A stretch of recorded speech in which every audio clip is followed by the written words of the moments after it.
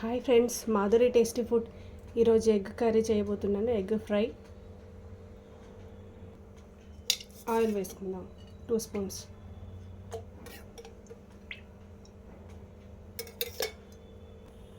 Oil heat అయింది. Onion వేసుకోవాలి,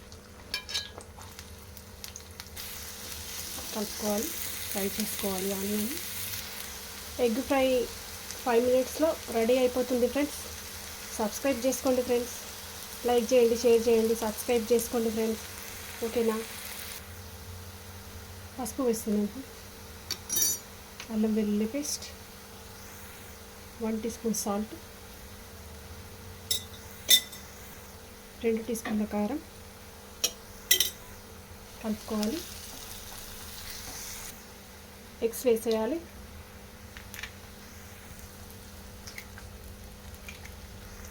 మూత పెట్టుకోవాలి. కొద్దిసేపు ఉడకనిద్దాం. ఒకసారి చూద్దాం.